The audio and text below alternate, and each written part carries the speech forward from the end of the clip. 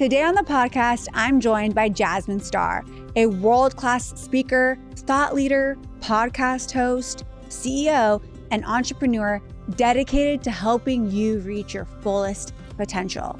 She went from law school to internationally renowned photographer to building a multi-million-dollar digital brand.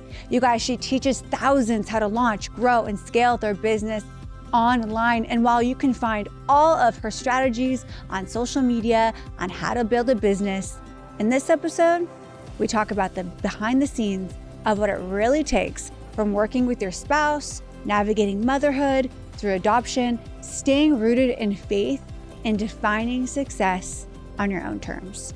It's honest, it's inspiring, and it's packed with wisdom for anyone chasing purpose on building a life they love.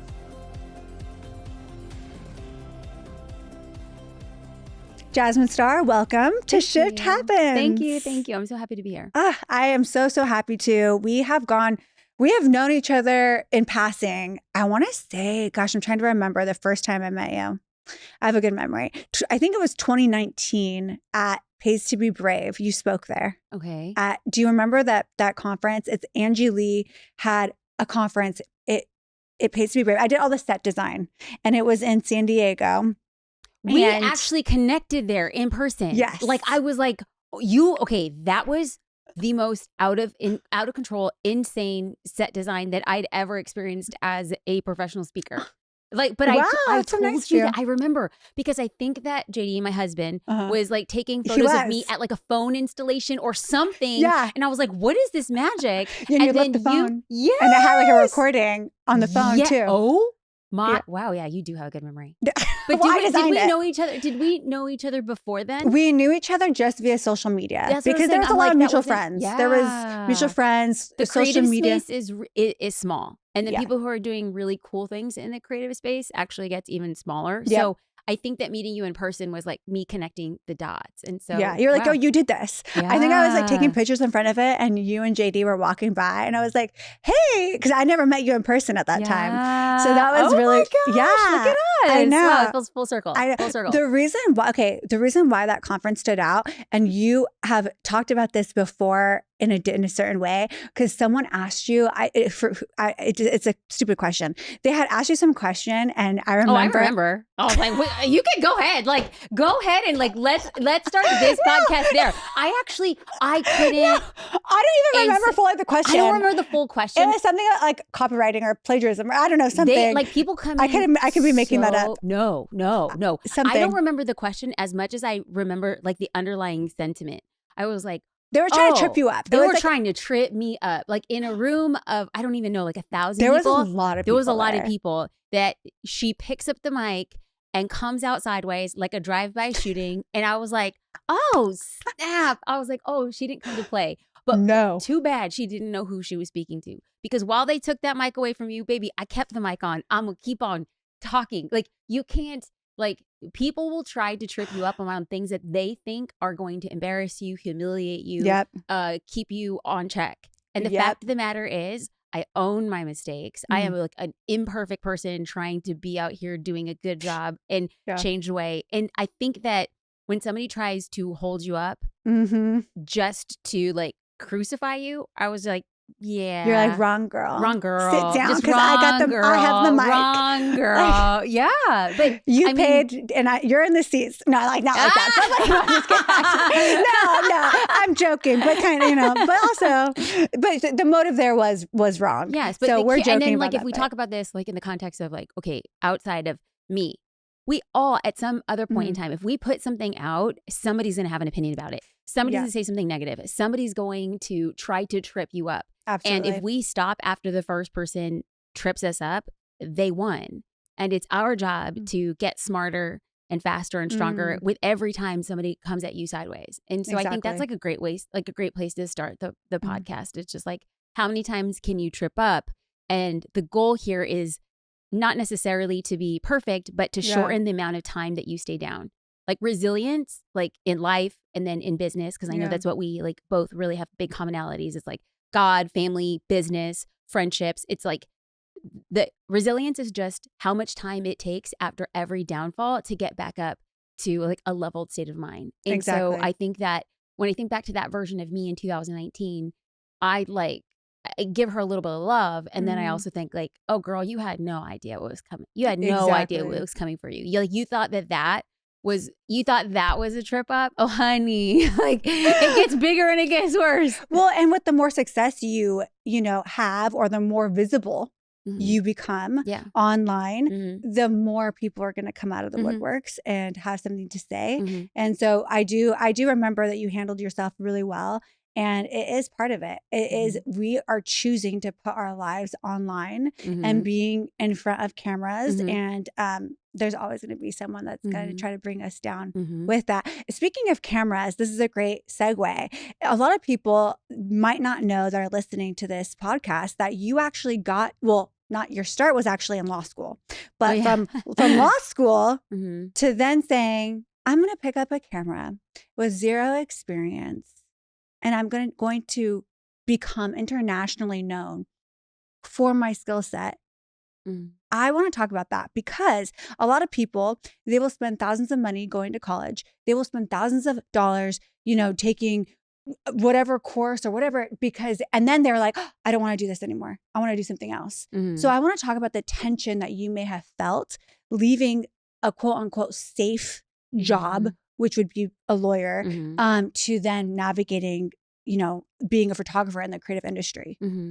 I think that these conversations are good because I never want to make them about just me or just about you. Because it's like somebody who's listening right now is probably in a similar-ish position. We all get faced with opportunities where we have to choose between two paths. Yeah. And so I have just always come back, and I'll get to that. But like the main thing that what you'll see in my story is choosing the lesser path, choosing an unpredictable path, choosing a path that requires a lot more faith, intention, and perseverance than a path that seems a little bit more predictable. So you'll see it when I dropped out of law school to pursue a career in photography.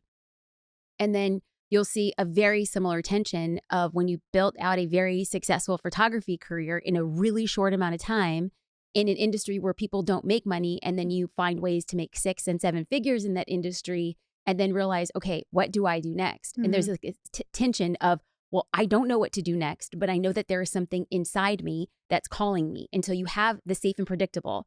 And at every point in your life, what was once scary can absolutely become safe and predictable.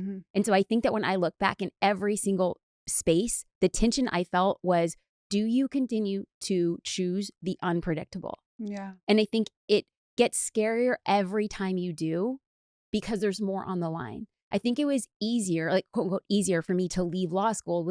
I'm a first generation Latina. I never came from money. Like we were on government assistance. And so to leave law school, yes, it was scary because I was walking away from education, but I wasn't walking away from, this big career, this fancy zip code, this fancy car. I was just kind of making a lateral move. But every time my career changed, more became on the line because more is on the line. Yeah. You get accustomed to fancier cars and nicer houses and better vacations. And I think that taking a risk with less to lose doesn't require courage. It requires a decision. But the more success that you find requires a lot more courageous decision making because you say, I have a team I'm responsible for, I have a family I'm responsible for. And so going back to the original question, what was the tension? The tension was choosing what was predictable versus what was not. And every time I have chosen what was not predictable and what was not safe allowed me to grow into bigger containers. And so just having the willingness to jump and figure out, like, I'd rather be the smallest fish in the biggest container than the biggest fish in the small tank. So when we're talking about then moving from photography to social media to online digital courses, that in your mind from there, you're saying, I'm just choosing another unpredictable path that can catapult me into more opportunities. And it does it feel risky at the time when you're making it, or you're saying? Well, okay, so I dropped out of law school to become a photographer. I'd built a photographer, and during that time, I was building, I didn't even know it, but I was building a personal brand. And so people weren't choosing me just as their photographer, they were choosing me as a brand. And there were other companies that said, can you come and create content before us. Like this is before the word influencer ever even did it. So I was writing behind the scenes for other companies and I was creating educational resources for other companies. Yeah. And they were paying me in addition to me doing my photography stuff. And then I realized, okay, I'm trading time for dollars. I would rather just focus more on my business since it became really profitable. And then they had said, okay, well, we don't want to lose you. Can we hire you as a consultant? So I went from law school dropout to photographer to creating content to then becoming a consultant, which meant I was going to their team. So these are big photography companies. I'm going to their team saying, okay, this is how you create a brand. This is how you're leveraging social media, with me being like, I don't know, I'm figuring it out as I go, but they're paying me to do it. And so then when I, on the outside stepped into teaching people how to build a brand on social media, people are like, okay, well, was that a risk? Well, it was a risk, but it was also an extension of. And then I realized that the educational side of the business became so big that I then made a decision to stop taking on photography clients. And people were like, what in the world are you doing? That makes no sense. And that goes back to that tension of there is the safe and predictable of, having my clients, shooting for magazines, doing photo shoots, being exhausted, realizing that this is so good and this is my dream. Like I'd served as a photographer for almost 14 years and I loved it, but I wanted to walk away before I stopped loving it. And I think that's a good word because I think a lot of creatives get really burnt out in I mean, I could speak from experience. Yes. from building, it's been over 11, 12 years that I've built the Shift Creative, and you love it until you don't love it. And it rules over you. Yes. And then there is that decision where you say, okay, am I going to continue operating like this? Right. Or like you mentioned, the extension of what this is, how can I expand into other industries or use my giftings and my experience to up-level and not make things easier? I don't think that is the right word. I think that in every it's a new type of hard. It's a new type of hard. It's a new type of hustle, I'm going to say in quotes. But it looks different and it might be more fulfilling too. What would you say to people that are feeling paralyzed or overwhelmed in making that decision? Maybe they say, I feel stuck right now in this decision-making process from where I am at currently in my job. This seems safe. This seems reliable. I'm having a consistent income. And maybe it doesn't look like an immediate extension, like maybe for you or me. Maybe it's a whole other opportunity that does look drastically different, and they would have to bet on themselves. What would you say to that person? Well, I've gotten a lot of heat for people saying, well, she speaks so clearly and she makes it sound so easy that you just leave behind what was serving you. And to a degree, I agree. But I just think if you have the luxury to step slowly towards your next option, please understand that that's a luxury. Because I've always been, when I got to a point where I needed to make a pivot, it was because I was too uncomfortable staying the same. So chances are, if you're like, I'm not sure, you're not as uncomfortable. Like you're going to get to a point where you're going to be spit out because you're so burnt out or tired of doing the same thing, or you're going to have the courage to go and make a slightly different decision. And so to me, every time I made a decision, people are like, oh, that was such a big decision. She just left everything behind. It was like, I was too uncomfortable staying the same. And if you are not uncomfortable staying the same, I wanted to tell people that is a luxury. Good for you. Cherish the luxury. But you will get to a point in your life where you have to say, I need to make a change or the change will happen to me. And I think that my whole life, being the daughter of an immigrant, we received clothes from people at church, donations from people at church. We got Christmas gifts given to us. And so my whole life, it had happened to me and for me. And I appreciate it. But I went into adulthood and I said, I don't want things happening to me anymore. I want to happen to that.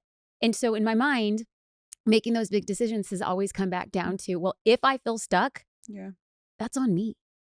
I'm just not uncomfortable enough. And I think that one of the biggest steps that has allowed me to make changes faster is saying, I can't choose wrong. I'm just choosing. I can't choose wrong. I don't know what would have happened if I had stayed there. I don't know if it happened if I was still to this day taking photography clients. I'd probably still be successful. I would find ways to grow and iterate. But would I have had reached this multiple different styles and levels of success? I don't know. So did I choose right or did I choose wrong? No idea. But it's just making a decision and saying, come what may, I will find a way to make it work. Absolutely. I couldn't agree more with that. I just had a conversation actually yesterday with a friend. She called me. She said, Alexis, I have this big decision. I was at a park and I had my head on the park table and I was like, who can I talk to about this? And she was like, and I thought of you. And she was like, you have God as your foundation. You're a businesswoman. You're, coaching other women now. And she has a opportunity. And she's like, and I just don't know what one, Yeah. And I said, what if you could look at yourself in 5 years, 10 years, what type of woman do you want to be? And because I think so many times we get hung up on the dollar amount, we get hung up on, okay, well, what's the next step? And you get so overwhelmed. I said, but who is that woman? How does she feel? What are her habits? How much money does she make? What does her family life look like? And then let's work backwards there and then choose the next best step. That's right. Choose the next best step. That's right. And that's all we can do. That's right. And I even said in a similar vein of you mentioned you might not be uncomfortable. I actually challenged her. You may be too comfortable in your job. It's just too comfy. That's right. We said the same thing, girl. Right? That is the same thing. It's just like you're too comfy. That's right. So there's no heat. Right. There's no fire under you to actually make that And move. also understand that's a luxury. Look at you. Look at you in your rich life. How luxurious it is to be comfortable. So appreciate it. Very true. Appreciate it. That's a great mindset, like perspective for sure. Because it takes you from being disempowered to actually saying, okay, I'm choosing this comfortable. It might not be forever, but I'm choosing it now. Good. Stay in ownership of your decision. But don't sit here and say like, oh, I'm stuck. Stuck is a decision. Yeah. That'll preach. You mentioned that you and your husband, JD, you guys, well, when I met you guys, he was like taking photo and video of you at that conference, but you guys work side by side now as business partners. What do you do in your marriage to help protect you guys from being just business partners? Okay. So I'm probably going to list a couple things that has empowered us to work together as husband and wife and as business partners. Number one, from a business perspective, there are very clearly defined roles that we play in the business. There's no overlap. And so we adhere to a 51-49 philosophy of working. So I have 51% ownership of marketing. And so if he and I disagree about something, there's no mistake around who's making the final decision because that's my domain. But if we have anything related to travel, legal, finance, and we disagree around something, there's no argument there. He has 51. So I'm like, I'm going to state my case and I'm going to tell you I disagree. And whatever happens, if I'm right, I'm right. But he's 51. And that has like clarified so many things in our life and business. It's like we are 50-50 partners, but we're 51-49 in certain domains of the business. And then another part of it is that he's been very clear. There will be no other greater supporter in my life than him. But with comes that is a deep responsibility that as much as I show up for the business, he wants me to show up for the family. And so work time is work time and family time is family time. And so if I say I'm done working at 5:30 on a particular day and I don't honor that, then I'm out of integrity. And so he's just like, you tell me what time your day ends and then I'm gonna count on you to end it that time.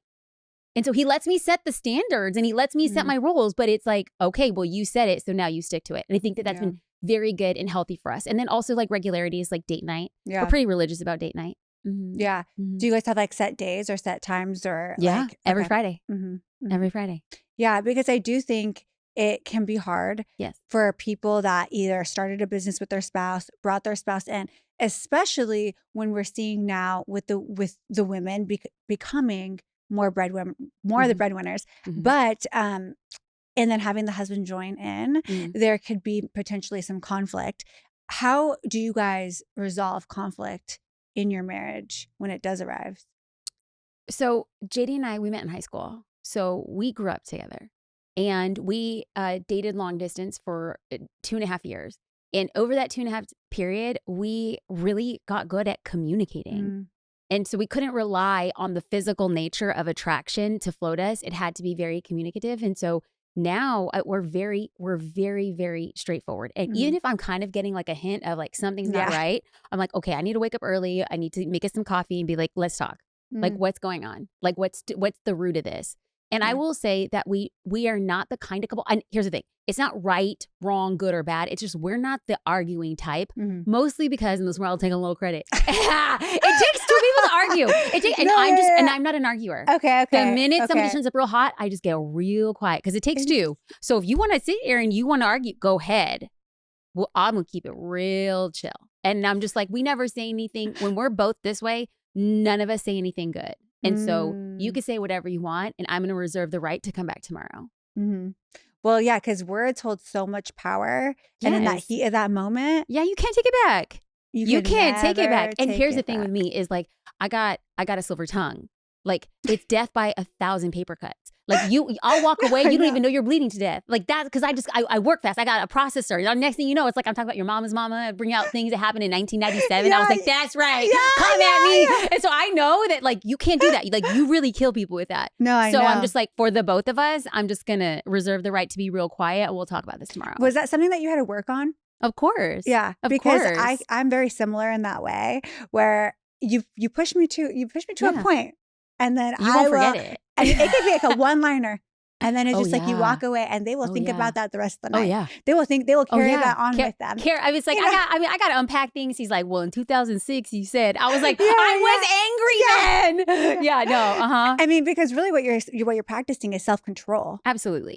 And that does take time and that does take practice. Yes. And as someone who was married for almost 10 years, it's like a muscle that you have to consciously. Yes. And for me, like I literally in my head will be praying, Lord, just shut my mouth. Maybe I don't want to say anything stupid. Like literally like come in divinely. Like I like it because it was an issue for me when I was first married where it was like, I could just say all the things to be like, be the man. Be the leader. Like any little phrase that will really just destroy a relationship. Yeah. And so I think that that's a really good word that when you guys are in the heat, if you guys do, just to zip But I also realize at the same, like he is, like this is where I just get to like be in the feelings. He is such a good man and he is such a good thing that I have to make the decision to choose what I know to be the best thing to ever happen to me over choosing to be right or choosing to have my point heard. And it's like nothing I say in the heat of the moment will ever be worth degrading like who you are as a man and who you are as this leader. So I'm just going to take a step back. And does that require me in some capacities to like swallow it? And a lot of times, I mean, I hate admitting it, but like, no, for sure. Like 9 times out of 10, it's like, oh man, he actually did have a point. So, so it's like, actually the break is for me. It's not for him. Yes. But it's also just realizing like when you have a good thing, you better protect it at all costs. And so I think he's like a national treasure. So what ways has JD showed up for you in your marriage, or not as CEO and not as mom, but just as Jasmine, that has made you feel really loved and seen? It's the small things. He's really good at grand gestures, but they're not actually like resonant. Like I am like, please, I am never going to be the woman who wants to be kissed on the kiss cam. Like, please, on the beach, like, don't set out. Don't set out. No, it is like, don't set out like candles in a heart shape at the beach. Like, I don't want that. Don't give me a teddy bear on Valentine's. That's not my jam. It's not. But it's the small things. So like this past weekend, so every month in our organization, we have a mental health day, and it's normally on a Friday. So like one weekend a month, we get a 3-day weekend. Nice. So it happened last weekend. And so I, booked us a staycation. And I had been telling him, like, I'm just been going so much. I have so many moving pieces. I'm like, I really just want some time to like get away. I just want to I just want to take care of myself and sit there with you guys. And I've been traveling a lot and we usually travel together. But in the past 2 weeks, I've been doing 2 trips that I've done solo. And instead of him prioritizing the time as the family, he knew that I needed just some downtime for me. And he knows that like my great escape is to read. And like when I got home from a trip in Nashville, I think there were 9 books. And he's like, so I thought about this one in case you wanted this one. I thought about this one in case you wanted this one. And it's like, to me, I just felt so seen as a person. And I just needed a little bit of time to read. He's playing with Luna about the pool. Then we go into the pool and he's like, hey, go order lunch, kick back, hang out. And then I'll meet you there in like 30 minutes. It's like that kind of stuff. Yeah. I love that. Yeah. So it's intentional. It is. It's intentional. It is. Because anyone could do a grand gesture. Yes. Anyone can be like, oh, I, made this dinner reservation and I bought you a bag, a designer bag. You know what I mean? But it's like, it's those thoughtful moments that say, I see you. Yeah. I hear you. I support you. And we're a team. Yes. And like, it's almost like sometimes we can feel like we're drowning. And the water is like coming, it's pouring in. We're like, oh, we're like gasping for air. And we're looking and we see our person. And sometimes we just like our person throws us that life vest. They're like, I got you. Yeah. I got you. You don't even need to be drowning. Like we're here. I'm jumping in with you. I'm getting you out of this water. Right. And I think that's a really beautiful thing. And not everyone has that. Not everybody has that. But like as a point, when you just use that exact analogy, it's like having a strong partner know when to jump in the water with you. As much as I'm going to throw you a life vest. So it's like, there's been times where I feel like I am so deep in the panic of things that if you were to jump in the water, it's like very classic. It'll make it worse. Like I'll cling on to you, then we both drown. And so he knows when to keep his distance and be like, you're a strong woman and you're going to figure this out. I am here for you and we're on the same team, but none of this, like you're going to hang on to me. It's like, you got here, you're going to get where you want to go and I'm here with you, but I'm not going to jump in. And I think that probably is one of the things that keeps me the most attracted to him is that he lets me have my space, both when I want it and then also when I don't want it. Yeah. I'm like, I don't want space. Kiss me on the forehead and tell me everything's okay. And he's like, I will, but I'm not like. That makes sense. Yeah. No, that makes sense. And I think that takes discernment. Yes. You know? Yeah. And that's also a gift. Yeah. Oh, yeah. Right? Because some men don't have, need to practice that gift of discernment. Well, because a lot of men are fixers. As well. Well, I mean, he has that. I mean, come on, like he has that too. Like he has that too. And so oftentimes, so what I've learned, listen, it's funny that we're talking about my relationship. I actually don't talk a lot about my relationship. Oh, okay. No, I don't care. No, I'm an open book, but it's pretty intentional. I don't make a lot of content in that regard because what you put out is what you attract. And I'm like, I just actually don't want to have that conversation because what he and I have is unique and special. And actually, I don't want people having judgment about it. But I will often, lessons I learned, I was like, okay, so I don't need anything fixed. I'm just feeling a certain way and I want you to not like this person with me. And he's like, okay. And so like, I don't need your advice. I don't need your advice. I don't need to be the bigger person. No. I don't need to turn the other cheek. Like we're just gonna just let me be petty Betty and we can get into a different conversation. But like actually like and also like in terms so of like business, right? And so I'm going in and be like, okay, so we're having a business conversation. We're not having a husband-wife conversation. And so as business partners, we're coming in 50-50. As husband and wife, there's a different percentage there. And so let me tell you the kind of conversation we're having on the front end. So I'm not flashing out later to be like, you're not hearing me. Yes. So just setting the stage for it has been such a game changer for our relationship. Huge. I love that. I think a lot of people probably ask you this question, especially with being a mom. They might look at your life on social media and say, how does she do it all? You know, or like, how do you balance work and family and this? And I know that it's not that we're really doing it all the time. There's always sacrifice. There's always something that can give. But I do want to ask, what do you think has helped you navigate being a mom, a wife, a business owner, and doing all the things? Like how do you not make time for it, but how do you navigate all those roles, all those hats? Yeah. Okay. Oh my gosh. Look at me talking about all this stuff I don't normally talk about. This is funny. So I mean, one, I'm actually happy to have the conversation so that we can document it. But like before anything else, or people clip it up however they want on the internet, I don't talk about it because I know that my arrangement is atypical. I also know that I'm in like the 1% of the 1% of the 1%. And so if it looks a certain way on social media, always understand people see like nothing of reality, right? Nothing. It's like 0.001% of what reality is. So they can make up stories, good and bad. And then the other thing I'll say is the relationship that my husband and I have built is atypical. And so I do have a higher capacity than most because he takes on a larger percentage of the home. And so this was a very strategic conversation that we had. And he asked if he would be able to step back in the business for a little bit to take front seat in raising our daughter. Absolutely. And so to me, when people are like, well, how do you handle it all?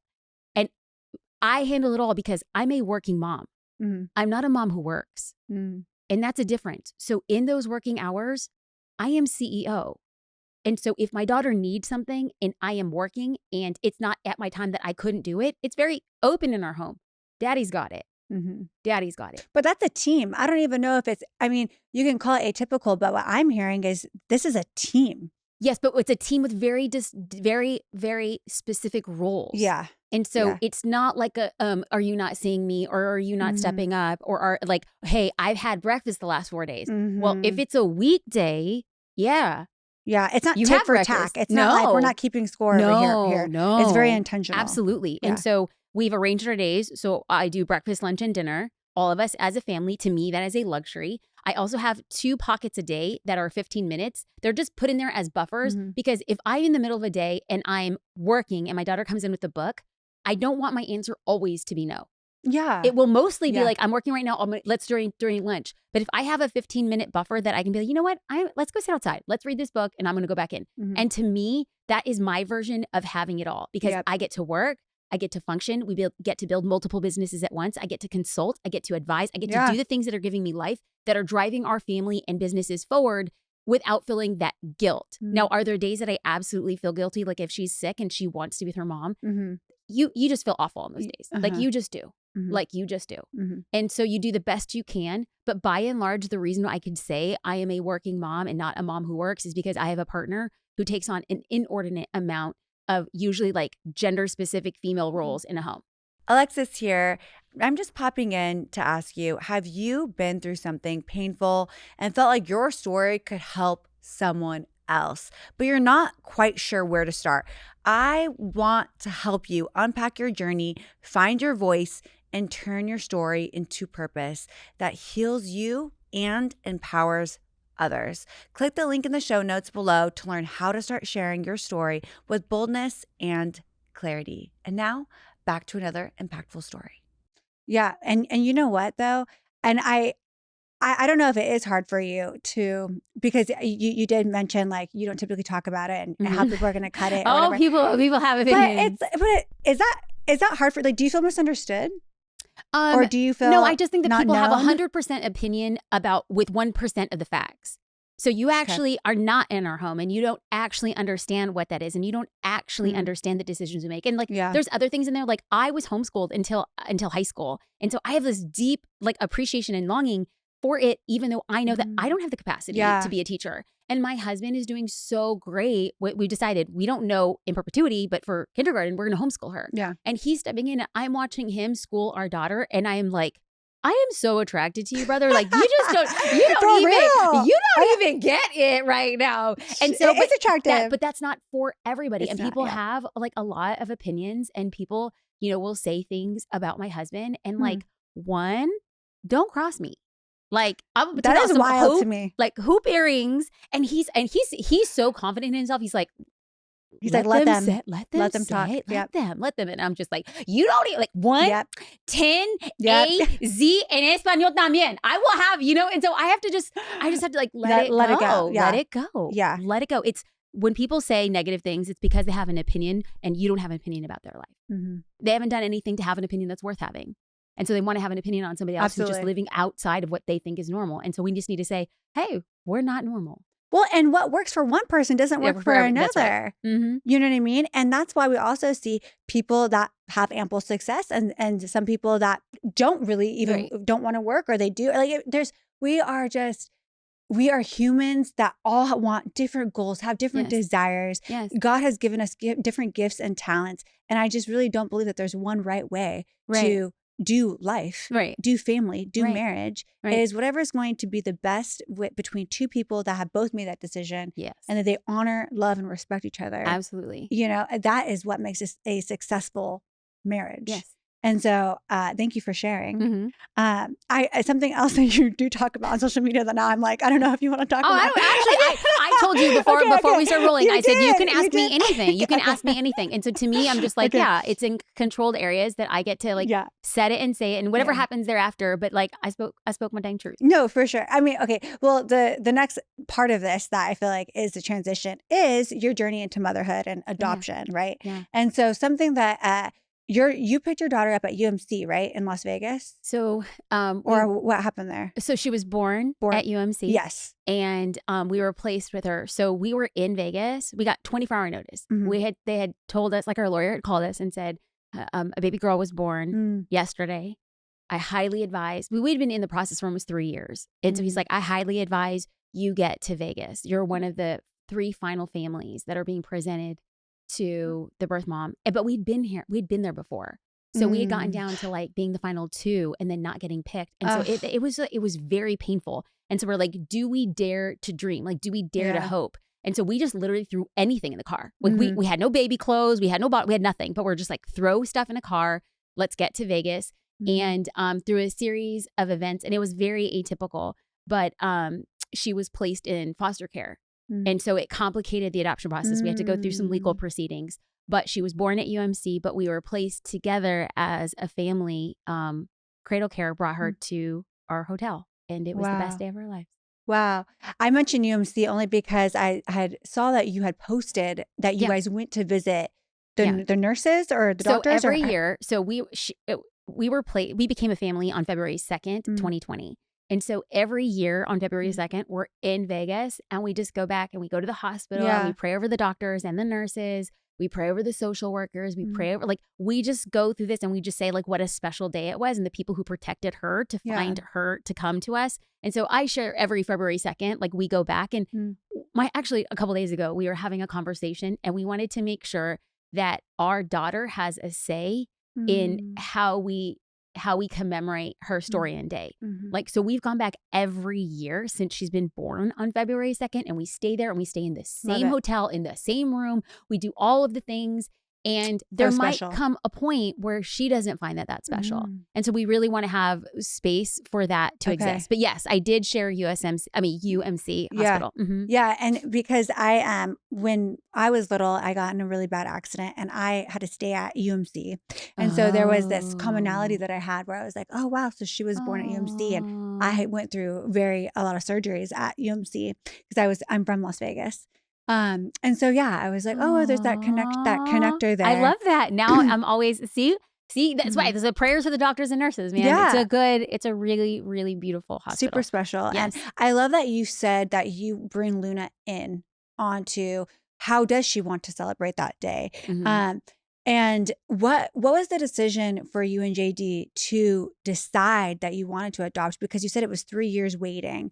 So what did that look like in the in between there? And also, how did that affect your faith? So I've always known, like, from a child. I was 8 years old, and there was this missionary who came from Russia and was speaking at our church talking about there was like a big epidemic of children not having families, and then these babies would stay in their cribs and they would cry so long unattended that they would cry with their mouths open and nothing would come out. Wow. And I remember, 8 years old, and I'm sitting there, and all I knew with like every fiber in my body that I knew I was going to adopt a child. Now, I thought in my mind, in my childlike mind, and then even growing up, and JD and I met when we were like 17, we always knew we were going to have a family. And I'd spoken to JD about adoption. He'd always been open. We thought we were going to have like a mix. And it became very complicated for me. And then all of a sudden, I just had a conversation with him, and I said, like, it's beyond me. Like, I'm exhausted, and this is not something that I want to pursue beyond what we've done. And he always said that our family is going to be what God creates, not what we try to do ourselves. And so it was at that point where it just felt like a big sigh of relief and saying, okay, we're going all in with adoption. Now, we thought it was going to take, we didn't think it was going to take 3 years, but that was the time that it took. And she had defined us. So do you feel like God was preparing you guys in that time? Did you feel like, was there moments where you doubted God's provision? Of course. Of course, like, you don't say something that you want with all of your heart and you think like, oh, I'm totally hardwired. Or we are hardwired for a family. Like, he has 4 sisters and I have 3 sisters and a brother. So we both come from big Latino families. We always thought that family was our thing. Yeah. And so then you try to live like a best life and you try to do things and you're just like, well, why isn't it working? And then when we do decide, it feels like, oh, it's just another set of hurdles. And so the work that I had to do was to separate myself from the result I wanted to actually the reality that was in front of me. Because I think the story I was telling myself was just like, there's something wrong with me. Like, I am not going to be a mom because for a myriad of reasons. And you could just get into that negative self-talk. And I was like, when you have mothers who are contemplating adoption, they're looking at a book and they're essentially saying, can I picture my child with this person? Yeah. And so it literally feels like you're looking at me and you're saying that I'm not going to be the person for your child. And you're just like, you do a lot of work around that. But now in retrospect, the whole process of becoming a mother was about control. I wanted to control it. And that has been a very strong thing from childhood into adulthood, is to let go of control and trust that you don't have to have everything micro planned. And so when you fill out an adoption application, you have to state what you are accepting, right? So some families are willing to accept children whose mothers were using drugs, alcohol, cigarettes, what kind of prenatal care, all of these things. And so when we first met, we were like doe-eyed and hopeful. And I was like, oh, we're going to find a mom who was living life to her best and doing everything the way that it should. And I wanted to control it. Yeah. And JD and I wanted a daughter so badly that we said we weren't going to be open to a boy. And we kept our profile closed for 2 years because I said, no, in my soul, I know I'm supposed to have a girl. Got it. Yeah. And it wasn't until, and our lawyer had said, listen, the way that it works is most parents who are going through the adoption process, they are not taking the time to figure out the gender of their child. It's just the state of things. And he's like, so when you are not even letting yourself be open to placement, he's like, you're only getting what is actually available and what is born. Yeah. He's like, you're limiting your options so much. And I was like, no, I believe. No, I got the faith of a mustard seed. I know I'm going to be a a girl mom. Like, I know this. And it was like a whole big process of me saying, I'm open to whatever. Yeah. And the minute we brought down everything and said we would accept everything that came our way, 2 days later, we got the call.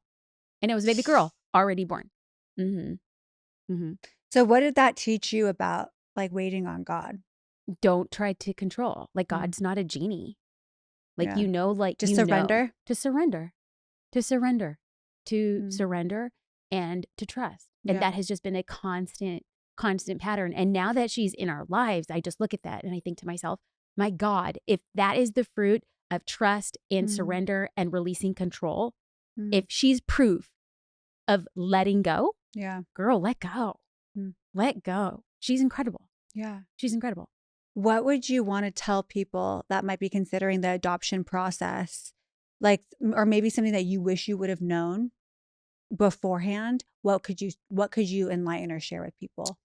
It'll probably be not what people are expecting, but to expect that people will have opinions. Like really strong opinions. Interesting. I know. You never actually think about it, but people say things like offhandedly that it happened enough for me to say, well, that's a little weird. I was like, if we say, oh, we were adopting, people are like, oh, that's so good for you. That child's so lucky. And I'm like, you're like, we're lucky. We're lucky. Like we're the lucky ones. Or people are saying, that's so good of you. I could never love a child as much as I love my own child. And which could be totally true. Yeah. But what does that mean for me? What does that mean for me? And like, I think that people use their scope or their vantage point of saying, well, because I think this way, other people must think this way. And I'm like, no, I've known since I was a child that my heart was shaped differently. Like literally, like if there was a baby left on my porch today, I would be like, I'm all in. Like this child's mine. I look at our Luna girl and it is baffling. It is like somebody carved my inner being and then put out this little tiny human. And I'm like, you are my twin. It is craziest thing. And so, no, I don't think that everybody is built for adoption. But if you are called to it, it will be the hardest thing. It will be one of the most expensive things. It will be one of the most painstaking things. And it will be the best damn thing you do in your life. It will. I love that. If Luna were to ever come across this podcast episode, what do you hope she would learn, not just about your love for her, but about her place in the world? I hope that when she sees this podcast episode, it's just confirmation of the things that I tell her every day. It's like, you are a miracle. You're the best thing to ever happen to us. God chose us for you. We are the lucky ones. You were given to us so that we can guide you to step into the highest version of yourself. But anything you do is because of God's calling and nothing to do with your dad and I. Absolutely. Amen. Amen. And I'm sure she does feel that. I tell her every day. I think when we think about, you were talking about people having an opinion about marriage or about how you run your business or about parenthood. What about friendships? Especially as an adult, it can be hard to cultivate, keep friendships. And, as you get more successful, we've always heard it said, it gets lonely at the top, right? Mm-hmm. What have you been learning about friendships currently in your life? When you, oh, okay, here's another thing I'm sure people will have plenty opinions about is as you grow, there has to be seasons, period. There's a dormant season, there's the winter, and there's the spring, and then there's some in the fall. And I think that as we have scaled and as we've expanded as quickly as we have, it's been a very fruitful season, a very spring season in the business, and then a very dormant season for like personal relationships. And I had to accept that there's going to be people who've known you a very long time and maybe not are on the ride with you for like the next version because you're ascending and you're expanding. And if they're not ascending and expanding in the same way, you're out of alignment. Not because they're not a great and beautiful, amazing person, but you've just changed too much too fast than the average person. And so while I still consider people my friend, I don't know if we actually have an active friendship, and that's okay too. And so, I think that I find myself creating relationships and friendships around people who are aspiring and doing very similar things. Yeah. And is that for everybody? No. And I've had just to accept that my version of friendship and the rate that I'm creating friendship, like I always think I'm collecting quarters, I'm not collecting dimes. And so less people is more to me because I go deeper. Yep, exactly. Exactly. I find that to be true. Do you believe the saying, it's lonely at the top? Do you think that's true or false? I think it's true, but it's not true in the way that most people say. It's like lonely at the top because it happened to you. I think it's lonely at the top because some people will let you go and then you let people go. Yeah. Like you're choosing to live a different life. And when you choose something different, there are less people there as a fact. Exactly. And so it is lonely, but it's not happening to you as much as it's happening for you because you're also in the driver's seat. No, yeah, that makes sense. I had a friend recently ask me if, if she did anything wrong, to make us not as close, but she didn't. It's just, we're on different paths. We're on different trajectories. And I think that, with so much intention going into business or podcasts or all that, being a mom and, being a partner, all of the things, you are more intentional with where you give your time. Absolutely. And that doesn't mean that that's not a friend. It's just maybe that this season isn't, you guys aren't as close. Right. And so I had to recently have a conversation where I just said, no, you did nothing wrong. There's certain seasons. Yep. And this could just be a season where there's a little distance, and that's okay. And that's okay. But being able to say that also is also hard. Of course. Of course. And I feel like we all have the same amount of hours in a day. And what we use those hours is a reflection of our aspiration. And so in my mind, do I want to have girls' night? Well, sure. Yeah. But do I want to have, on average, do I want to have girls' night more than I want to stay at home and read books and take hot baths with my daughter? No, not by a long shot. So sometimes it's hard for people to hear that, but I'm like, listen, I'm not going to be the friend that has a regular standing Thursday morning walk and coffee with you. That's just not my reality because I want my mornings with my daughter more than I want anything else. And that's hard to hear, but it's also my truth. Yeah. No, and you got to stick to that. Right. As you have reflected on what you've built and the people that you've helped and the challenges that you have overcome, how are you currently defining success? Oh, wow. This morning, so I have a very stringent morning routine. I do the same thing every day. Like it's just what keeps me calibrated. So I wake up, it's dark in the house. I'll make coffee or I'll make some tea. I sit down, pray, I meditate, I read, I journal. And the whole process is like 20 minutes. It's not very long. But this morning I had journaled and I said, on today, the only thing I'm focusing is on gratitude. And I feel like my gratitude list is also my version of success. And that's so thankful for the people I work with. So thankful for my family's health, extended and immediate. I'm so thankful that I get the opportunity to keep trying despite the litany of failures that are in my past, and the ability to do and step into opportunities that allow me to live the CEO life that I've always dreamt. I love that. I think gratitude is so incredibly important because so many times we're trying to look at something in the future. Like once I get there, Right. once I get here, once I get, and it's always a moving marker. We're never going to arrive. There's always going to be something more on the other side. And gratitude is what keeps us grounded. And so I love that you said that your gratitude list is your version of success. And now we talk about faith, and you do talk about it a little bit on your social media, but how has faith anchored you professionally? And has there been opportunities that you have declined because you don't feel like it aligns with your faith? That's a tricky question.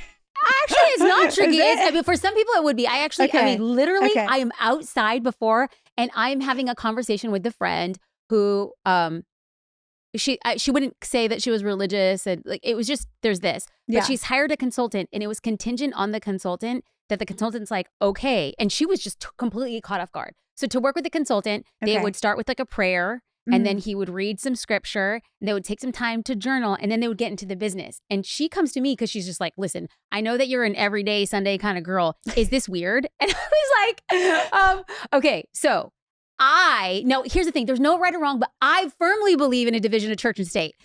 I'm an entrepreneur who's Christian. I'm not a Christian entrepreneur. Again, and there's a difference. There is a difference. And so for me, no, I haven't turned away opportunities. Obviously, I'm not into vices. So are you going to see me speaking at a cigarette convention? No, you're not. Yeah. But that's like a vice. It's less of like a morality issue. It's more of like a personal preference. Yeah. So I firmly believe, it was St. Francis Assisi who said to always share the gospel and when necessary, use words. I don't think that being a business owner, it's my job to only work with other people who believe or see the world the way that I do. It's like the best representation of my system of belief and the God that I serve is to show people love and to show people grace and to blow their mind of the level of service and compassion that they say this exists in the business world. To me, that's me being a division of the church wherever I am. So I will do business with who I'm going to do business with, and I will adhere to my version of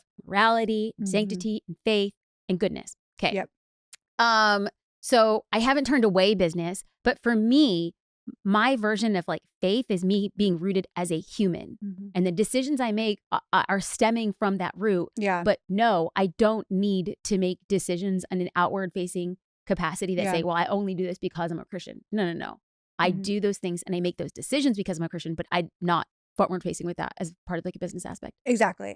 No, and I could see that in how you show up on social media as well. No, but you said it right though. You are a Christian who runs a business, a CEO, but you're not a Christian business. And that is very true. I went to school for, I don't know if you know this about me, you probably don't, but I went to school for counseling initially. Yes. Wow. And so I went to a Christian college, and it was very much like you could be a Christian and a counselor, or you can be a Christian counselor. And I had decided, no, I don't want to be a Christian counselor because I didn't want to limit myself to who I was reaching. I want to reach everyone. But here's the thing: there's room and necessity for both. I both. Love it. I love that. Just for me, though, I wanted there to be more freedom. And saying I'm a counselor, but I am a Christian. Yes. Right? Because like you said, it stems from everything that you do. Yeah. But something else I always say is I'm here to build a bridge, not burn it. Yeah. And I want to build bridges to people. So if we are declining opportunities, or if we are, limiting our reach, then I don't feel like I am actually walking fully in who God has wanted me to be. What we see though too is just there's so much polarity from not just like a belief system, but in a political system, in ideology. And I think that the more segmented we become, the more isolated we are from each other. I agree. And so the way that I might disagree with somebody, but if I'm curious and you sit on a different side of the issue, I'm going to be better hearing and learning from you than me isolating and only talking in an echo chamber of other people who see the world the way that I do. And 100%. So I look at business the same way. That's exactly how I feel. So that was just an interesting, I wanted to hear your thoughts on that, because I do admire you. You do share bits and pieces of your life, and faith isn't a part of that. But I think that you hit on the head with, there is a division of church and state. The premise of this podcast, and I want to end here, right, is sharing how our mess can be turned into a message or our pain into purpose. And I wanted to ask, what has been a story of yours that you have felt like you have turned a mess into a message or your pain into purpose that we can share with our audience? I think it would be a good opportunity for a callback of where we started the conversation. Because I mean, honestly, like I have so many mistakes. I have so many like mishaps. I've made the quote unquote wrong decision 1,000 times. And so we could pick up from 1,000. But if we go back for the callback at the top of the episode and we share a story, I think that would be like a really great place to end it. Because what happens is it is not a matter of if, but when. That somebody has an opinion, that somebody calls you out, that somebody tries to put you on blast, or that at the core of it tries to use something that happened in the past as an indication of what you're capable in the future. Yeah. And so here, the greatest lesson that I could tell anybody is whatever happened to you happened for you. And it's just the perspective you want to apply to that and how you will use past mistakes to catapult you, not distract you, and how you will use your last pitfalls to get you forward and not hold you back. And like the only difference around the fact is the belief we place on it. So if something happened to me and that woman in the audience says, you made a mistake, and I look at a series of facts and I said, I learned a lesson. The fact is the same, but how somebody wants to approach it and how they want to label it is on them. And so what we do here on this show is I don't care about somebody else's belief. I want you to place your own belief on a series of facts and talk about how it could have been a mistake or how you learned a valuable lesson. Absolutely. I couldn't have said it better. And that is also why the podcast is called Shift Happens. Obviously, it's a play on words. Yes. but the shift happens. Our perspective on what happens to us, it guides us into what we're going to do, right? It's either we can let it derail us or we can let it inspire us and motivate us. And so with that, thank you so much for being on this podcast. I loved having you. Thank you. Thank you for listening to Shift Happens. You are the reason I started this podcast. I hope it finds the ears and hearts of those who need it so that you know your voice matters and you are reminded that someone needs to hear your story. As always, be sure to subscribe so you don't miss an episode. And I'll see you next week.